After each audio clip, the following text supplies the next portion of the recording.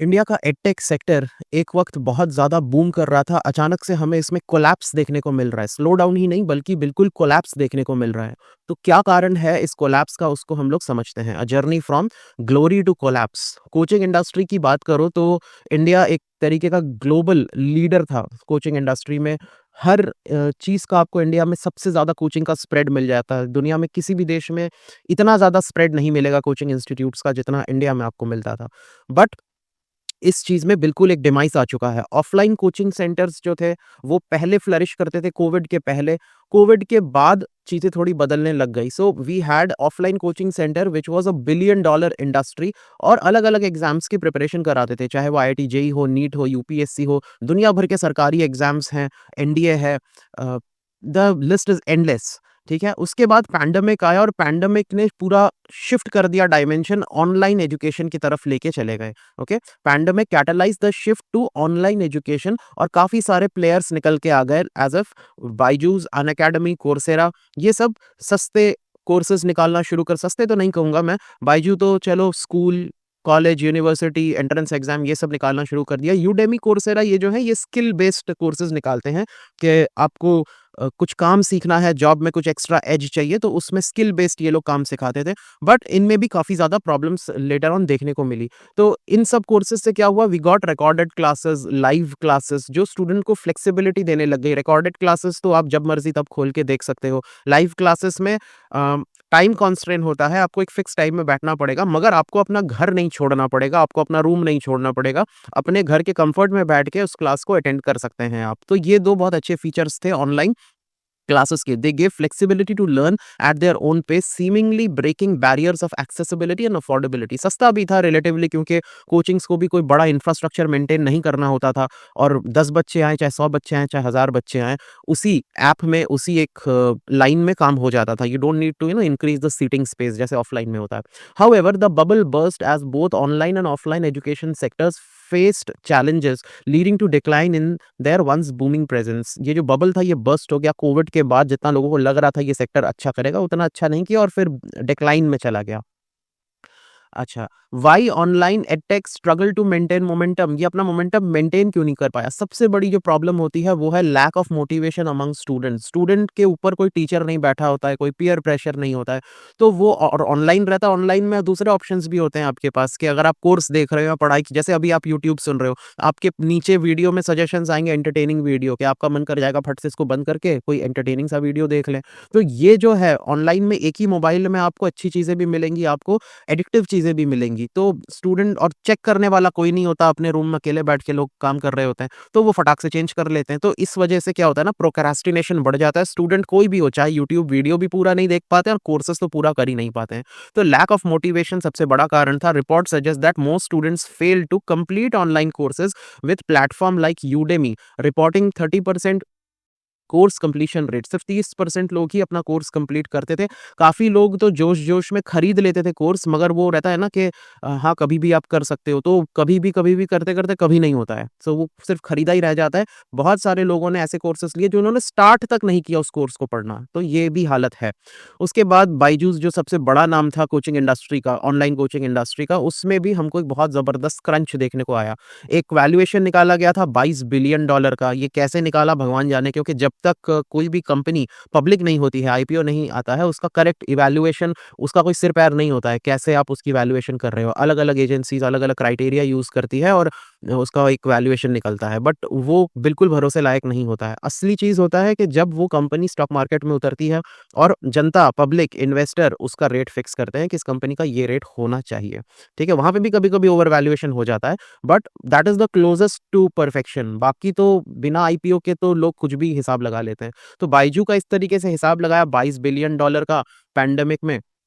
उसके बाद बहुत सारे एलिगेशन लगने लग गए मिसमैनेजमेंट का, unpaid dues, misuse of fund borrowed from US lenders, US से जो पैसा उठाया था उसको कहाँ पे लगाया उसका कोई ठिकाना नहीं। तो उससे the companies downfall highlighted issues in scalability. जब बहुत बड़ा आप बन जाते हो तो फिर क्या प्रॉब्लम हो सकता है वो हमें देखने को मिला है बायजू के केस में। And over dependence on pandemic driven demand. Pandemic में बहुत सारे लोग जोश में आ गए कि ये भी चलेगा, वो भी चलेगा करके बहुत इन्वेस्टमेंट भी आ गया इंडिया में, बाद में सारी चीज़ें टाई-टाई फिस हो गई। उसके बाद highlight high attrition in online learning. Online platforms struggle to engage student long term due to absence of face to face interaction and personalized mentoring. तो ये तो चीज़ है, मैं खुद भी पढ़ाता हूँ, तो लाइव क्लासेस में तो फिर भी स्टूडेंट टिका रहता है, फिर भी टिका, हालाँकि भागने वाले उसमें से भी भाग जाते हैं, उसमें से भी सिर्फ मोबाइल ऑन करके अपना कुछ-कुछ करते रहते हैं, तो वो तो है ही। मगर रिकॉर्डेड क्लास तो और गंदा है। रिकॉर्डेड क्लासेस में तो आपने पैसे दे दिए, आपको लगा बस मैंने खरीद लिया कोर्स और मेरा काम हो गया। उसमें बैठना जो है उतना पेशेंस नहीं होता है लोगों में, तो रिकॉर्डेड क्लासेस तो सबसे गंदा होता है। लाइव तो फिर भी चलो ठीक है, आप सुन रहे हो, आप बात कर सकते हो, आप इंटरैक्ट कर सकते हो, तो एट्रिशन रेट बहुत ज़्यादा होता है स्टूडेंट्स का, वो भागने की टेंडेंसी बहुत ज़्यादा होती है स्टूडेंट में। उसके बाद ओवर सैचुरेशन हो गया एडटेक मार्केट में, मशरूम की तरह उगाए थे एडटेक प्लेटफ़ॉर्म, बाद में फिर एक-एक करके जो बड़े प्लेयर्स थे वो एक्वायर करते चले गए, तो फिर लास्ट में 2-3 बड़े नाम ही बचे और वो भी स्ट्रगल कर रहे हैं। तो ओवर सैचुरेशन है, the rapid proliferation of platform led to fierce competition making it difficult for many to sustain operations. उसके बाद ऑफलाइन कोचिंग की बात करें, अभी रिसेंटली ऑफलाइन कोचिंग्स ही ट्रेंड में सुनने को आ रहा है, न्यूज़ में आ रहा है, क्योंकि फिटजी नाम का जो कोचिंग है वो बहुत इसकी हालत भी खराब है और काफ़ी सारे इसके सेंटर्स बंद भी हो गए हैं। FIITJEE, a leading offline coaching institute, abruptly shut down at least 8 centres in north India due to financial troubles and unpaid salaries. Financial troubles भी आई हैं और टीचर्स को सैलरी वगैरह भी नहीं दी जा रही है। टीचर्स क्विट कर रहे हैं मासेस में और सडन क्लोजर्स हो रहे हैं कोर्सेज के। स्टूडेंट जिन्होंने फुल पेमेंट दे दिया वो फँस गए बेचारे, उनको अब नहीं समझ में आ रहा है क्या होगा। पेरेंट्स भी परेशान हैं क्योंकि बहुत मुश्किल से आजकल की इकोनॉमी में कोचिंग की फीस भरना काफ़ी चैलेंजिंग काम है और इसके अगेंस्ट में प्रोटेस्ट भी हो रहे हैं, फिटजी के खिलाफ पुलिस कंप्लेंट्स भी की जा रही हैं। तो ये एक इशू चल रहा है फिटजी के साथ। फाइनेंशियल कॉन्स्ट्रेंट्स क्या है? The high cost of maintaining infrastructure and operational expenses lead to financial instability for many offline institutes. Offline का तो यही है, वहाँ पे इंटरैक्शन तो अच्छा है मगर उसका खर्चा बहुत ज़्यादा है। आपको बिल्डिंग रेंट पे लेना पड़ेगा, फर्नीचर तैयार करना पड़ेगा, प्रॉपर अकोमोडेशन देना पड़ेगा, स्टूडेंट्स को बैठने की व्यवस्था करनी पड़ेगी, टॉयलेट्स है, पानी पीने की चीज़, सब बहुत उसका ज़्यादा खर्चे वाला काम है कंपेयर टू ऑनलाइन। उसके बाद सेफ्टी एंड लाइसेंसिंग इश्यूज भी हैं, स्पेशली दिल्ली वाले केस के बाद, जहाँ पे स्टूडेंट्स ऐसे मिसमैनेजमेंट की वजह से डूब के मर गए। ठीक है, तो institute face government crackdown due to violation of fire safety norm, licensing issues and encroachment. Encroach की गई जमीन पे कोचिंग खोल लेते हैं, लाइसेंसेस प्रॉपर नहीं ली होती हैं, सेफ्टी वायलेशंस हैं, जो सेफ्टी नॉर्म्स है, चाहे वो पानी का हो, आग का हो, उनके वायलेशंस हैं। मुखर्जी नगर का केस है, cases like the Mukherjee Nagar fire which injured over 60 students and old Rajendra Nagar flooding leading to 3 aspirant death exposed serious safety gap. Parent student का भी एक बैकलैश आया है। Lack of transparency regarding closure and refunds has eroded trust, leaving parents hesitant to invest in such institutes. FIITJEE जैसा बड़ा institute अगर ऐसा कर सकता है तो सोचो छोटे इंस्टीट्यूट्स क्या कर सकते हैं।